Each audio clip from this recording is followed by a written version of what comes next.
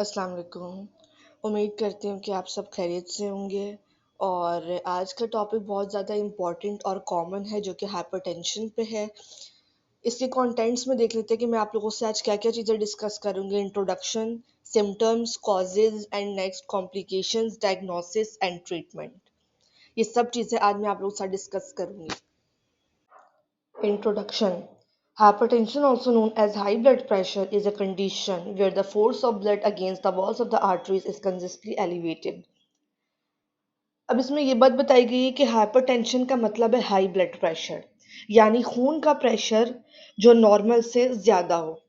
ये दिल और खून की नसों पर अपना एक्स्ट्रा स्ट्रेस डाल सकता है और मुख्तलिफ सेहत के मसाइल का सबब बन सकता है, जैसे कि दिल की बीमारियां हो या स्ट्रोक हो।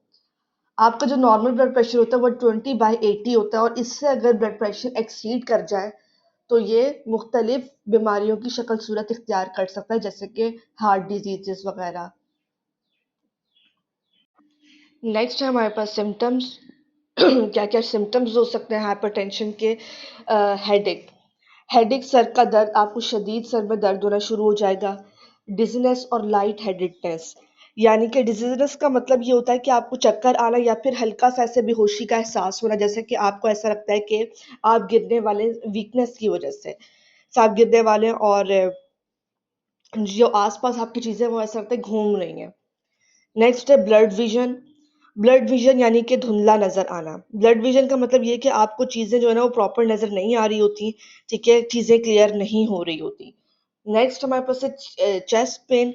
चेस्ट पेन स्टार्ट हो जाता है ब्लड प्रेशर बढ़ने की वजह से। शॉर्टनेस ऑफ ब्रेथ, सांस लेने में दुश्वारी होती है, ठीक है? नोज़ ब्लीड कर सकती है हाई ब्लड प्रेशर के अंदर। नेक्स्ट है कॉजेज़ कि किस वजह से आपको जो है वो हाइपरटेंशन हो रहा होता है। नंबर फर्स्ट है जेनेटिक, यानी कि फैमिली हिस्ट्री से भी इंक्रीज़ हो जाते हैं चांसेस डिजीज़ेज़ के। एज, बीपी एज के हिसाब से बढ़ता है। जैसे-जैसे आपकी एज बढ़ती है ना वैसे-वैसे आपका बीपी भी इंक्रीज़ होता है। डाइट की वजह से हो सकता है कि सॉल्ट इनटेक अगर ज़्यादा हो, ठीक है? तो बीपी इंक्रीज़ होने के चांसेस ज़्यादा हो जाते हैं। नेक्स्ट है सेडेंटरी लाइफ़स्टाइल। अब सेडेंटरी का मतलब ये है कि एक ऐसी एक्टिविटी जो आपकी हेल्थ को ख़राब कर रही है, जैसे कि हर टाइम लेटे रहना। कुछ लोग होते हैं खाना खाया लेट गए, फिर उठ के खाना खाया, तो इससे क्या होता है कि आप ओबेसिटी की तरफ जा रहे होते हैं, मोटापे की तरफ जा रहे होते हैं। जब मोटापे की तरफ जाते हैं तो आपको डिफरेंट हार्ट डिजीज़ेज़ होते हैं, ठीक है? और फिर क्या होता है कि आप लोग फर्दर अगर आपने इस चीज़ को ख़त्म नहीं किया, अपने इस लाइफ़स्टाइल को चेंज नहीं किया, तो ओबेसिटी के साथ आपको मज़ीद और बीमारियाँ लगेंगी, जैसे कि कोलेस्ट्रॉल बढ़ जाना, ठीक है? हार्ट डिज़ीज़ तो होती ही होती है। नेक्स्ट है excessive alcohol. Intake of excessive alcohol can raise your BP. Alcohol का इनटेक जो लोग कर रहे होते हैं, उसकी वज़ह से भी बीपी क्या हो रहा होता है? इंक्रीज़ हो जाता है। अब कॉजेज़ में मैंने यहाँ पर किडनी डिज़ीज़ मेंशन किया कि किडनी का फंक्शन कैसे इफ़ेक्ट होता है। किडनी का फंक्शन अगर हमारे पास प्रॉपर नहीं होगा, तो वो आपके हार्ट रेट को इफ़ेक्ट कर रहा होता है, ठीक है? और इन रिटर्न आपका बीपी बढ़ जाता है। हार्मोनल डिसऑर्डर्स की वजह से भी हो रहा होता है कि जैसे हाइपरथायरॉयडिज़्म अगर बढ़ा हो, जैसे कि कुछ पेशेंट होते हैं वो जाते हैं, डॉक्टर के पास जाते हैं तो कहते हैं कि पता नहीं हमारा बीपी नॉर्मल नहीं हो रहा। कोई ऐसी वजह भी नहीं है और खाने भी हम लोग सही खा रहे हैं, खाने में ज़्यादा नमक भी नहीं है, फिर भी हो रहा है। तो फिर जब डॉक्टर को समझ में नहीं आ रही होती, तो वो कहता है कि आप लोग पहले थायरॉइड का टेस्ट करवाएँ, कि थायरॉइड का टेस्ट करवाएँगे, अगर थायरॉइड बढ़ा हुआ होगा, तो उसका मतलब ये है कि आपका बीपी भी बढ़ रहा है, आपको थायरॉइड की वजह से ही बढ़ रहा है आपका बीपी। नेक्स्ट है सर्टेन मेडिकेशंस। कुछ मेडिकेशंस हम लोग ऐसी ले रहे होते हैं, जिसकी वजह से बीपी बढ़ जाता है, जैसे कि बर्थ कंट्रोल पिल्स वगैरह हो गई। देन क्रॉनिक कंडीशन, डायबिटीज़ और ओबेसिटी की वजह से भी, ये क्रॉनिक कंडीशन है हमारे पास, इसकी वजह से भी बीपी इंक्रीज़ हो सकता है। अच्छा, नेक्स्ट स्लाइड है हमारे पास कॉम्प्लिकेशंस क्या-क्या मुश्किलात आ सकती हैं आपको, ठीक है? इसमें हमारे पास पहले है कि हार्ट डिजीज़ेज़, आपको हार्ट डिजीज़ेज़ हो सकते हैं। ऑब्वियसली हार्ट रेट आपका बढ़ेगा, बीपी आपका बढ़ेगा, तो आपका हार्ट इफ़ेक्ट होगा ही, ठीक है? आपका हार्ट वीक होगा ही। नेक्स्ट है स्ट्रोक, स्ट्रोक हो सकता है, ठीक है? किडनी डैमेज हो सकती है। विज़न लॉस, यानी कि आपको धुंधला नज़र, जैसे मैंने सेकंड स्लाइड में बताया कि ब्लर्ड विज़न हो जाती है, आपको कुछ आस-पास दिखाई नहीं दे रहा होता, ठीक है? एन्युरिज़्म, अब एन्युरिज़्म क्या है? ये एक abnormal bulk swelling in a blood vessel, मतलब कि आपकी जो ब्लड वेसल होती है ना, वो स्वेल हो जाती है। जिसकी वजह से जो होता है वो आपकी जो वेसल वॉल है वो वीक हो जाती है, ठीक है, ये होता है। देन कॉग्निटिव डिक्लाइन का मतलब ये होता है कि ये इफेक्ट कर रहा होता है आपकी मेंटल फंक्शन को, जैसे कि मेमोरी, ठीक है, thinking and reasoning abilities. Then diagnosis में मैं आप लोगों से रेंजेस डिस्कस करूंगी बीपी के हवाले से कि आप कितनी रेंज में हुआ होगा। तो वो स्टेज 1 होता है, स्टेज 2 होता है, ठीक है। तो फर्स्ट में हमारे पास नॉर्मल देख लेते हैं कि नॉर्मल बीपी जो सिस्टोलिक है वो लेस देन होना चाहिए 120 mmHg, और डायस्टोलिक होना चाहिए लेस देन 80 mmG पर Hg। देन एलिवेटेड है, एलिवेटेड के अंदर सिस्टोलिक 120 टू 129 होना चाहिए, और डायसिस्टोलिक में लेस देन 80 होना चाहिए। हाइपरटेंशन स्टेज 1, अब स्टेज 1 की बात कर लेते हैं कि वो हमारे पास जो है वो ज़्यादा डेंजरस हो जाती है। हाइपरटेंशन स्टेज 1 में सिस्टोलिक जो है वो 130 टू 139 mmHg होना चाहिए, और डायसिस्टोलिक में 80 टू 89 होना चाहिए। देन स्टेज 2 की बात करते हैं तो सिस्टोलिक जो है वो ग्रेटर देन और इक्वल टू 140 mmHg होना चाहिए, और डायसिस्टोलिक जो है वो ग्रेटर देन और इक्वल टू 90 mmHg होना चाहिए। ठीक है, ये यहाँ पर बीपी की नॉर्मल रेंजेस है, ये आप लोगों को याद होनी चाहिए। अब इसके ट्रीटमेंट में देख लेते हैं कि हमें जो है वो अपनी लाइफ स्टाइल में क्या क्या चेंजेस लेके आनी चाहिए, ठीक है। मेडिकेशंस में आगे जाके डिस्कस करूंगी, पहले हम इसके लाइफ स्टाइल चेंजेस देख लेते हैं कि आपने जो है वो हेल्दी फूड खाना है, ठीक है, वेजिटेबल्स वगैरह ये खाना है। आपने अगर टोटल चिकन पे रहेंगे, टोटल मीट पे रहेंगे, फास्ट फूड पे रहेंगे, तो ये ओबेसिटी की तरफ जाएगा। जब ओबेसिटी की तरफ जाएगा तो इन रिटर्न आपको हार्ट डिजीजेज होंगे।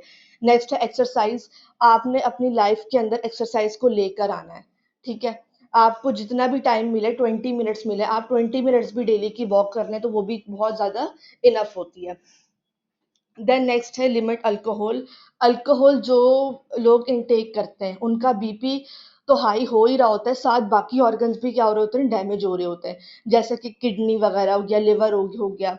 तो आपने क्या करना है कि अल्कोहल को बिल्कुल अपनी लाइफ से निकाल लेना है, ये बहुत ज़्यादा खतरनाक है।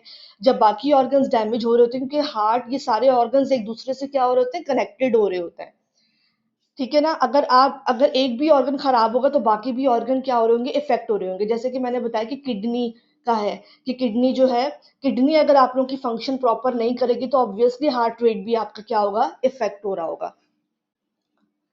अब यहाँ पर हाइपरटेंशन की मेडिकेशंस है। फर्स्ट डिस्कस कर लेते हैं डायूरेटिक्स। डायूरेटिक्स का मैकेनिज्म ऑफ एक्शन क्या है कि ये रिमूव कर रहा होता है एक्सेस सोडियम और वाटर को from the body to lower blood pressure, ठीक है। अब इसमें फॉर एग्जांपल हाइड्रोक्लोरोथायाजाइड, ये मैंने जेनेरिक नेम यहाँ पर मेंशन किया है, ठीक है। ब्रांड्स ने बहुत सारे होते हैं तो वो आप लोग खुद सर्च कर लिया करें कि हाइड्रोक्लोरोथायाजाइड का ब्रांड नेम क्या होता है। वैसे तो हाइड्रेलाजीन होता है। देन एसीई इनहिबिटर्स क्या कर रहे होते हैं कि it block the production of a hormone that causes blood vessels to constrict. वो हार्मोन्स जो आपकी ब्लड वेसल्स को कॉन्स्ट्रिक्ट कर रहे होते हैं, ठीक है। कॉन्स्ट्रिक्ट मतलब कि उनमें कॉन्स्ट्रिक्शन हो जाती है, तो मतलब यह है कि ब्लड इजीली पास नहीं हो सकता, ठीक है। तो ये क्या कर रही थी उस हार्मोन को क्या कर रही थी, प्रोडक्शन को बंद कर रही होती है। इसमें हमारे पास जो है वो आ जाती है लिसिनोप्रिल एंड एनल्प्रिल। नेक्स्ट मेडिकेशंस है हमारे पास एंजियोटेंसिन 2 रिसेप्टर ब्लॉकर्स। ये भी क्या कर रही होती है, block the action of a hormone that causes blood vessels constriction, for example losartan और वेलसार्टन, ठीक है। लोसार्टन का ब्रांड नेम जो होता है वो जेवर होता है, और ये बाकी आप लोग ब्रांड नेम आप लोग सर्च कर जाए, क्योंकि ब्रांड नेम बहुत सारे होते हैं, ठीक है। हर हॉस्पिटल जो होता है वो डिफरेंट ब्रांड नेम यूज कर रहा होता है, तो आपने इस चीज को देख लेना है। देन कैल्शियम चैनल ब्लॉकर्स क्या कर रहे होते हैं, ये रिलैक्स कर रहे होते हैं आपकी ब्लड वेसल्स को, ठीक है। For example amlodipine and diltiazem. Amlodipine जो है वो नॉर्वेसिक की नेम से आती है, और ये 5 और 10 mg की स्ट्रेंथ के अंदर गिवन होती है, ठीक है। आप लोग साथ साथ ब्रांड नेम को सर्च करते जाइएगा। देन नेक्स्ट हमारे पास अल्फा ब्लॉकर्स। ये क्या कर रहे होते हैं, reduce nerve impulses that tighten blood vessels, for example doxazosin. Next है डायरेक्ट रेनिन इनहिबिटर्स। ये क्या कर रहे होते हैं, रेनिन की प्रोडक्शन को स्लो कर रहे होते हैं, ठीक है। और फॉर एग्जांपल एलिस्केरिन, ये इसकी मेडिकेशन है, ठीक है। ये टोटल मैंने आप लोगों के साथ जो 6 क्लासेस डिस्कस की हैं, इनको आप लोग देख लीजिएगा। मैकेनिज्म ऑफ एक्शन मुझे जितने आसान मिलते थे मैंने इसमें जो है वो डाल दिए हैं।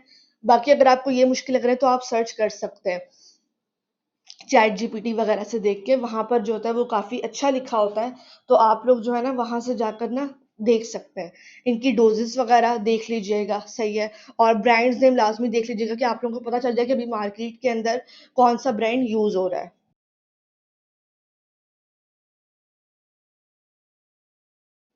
आज का टॉपिक हमारे यहाँ पर एंड हुआ है। Thank you so much.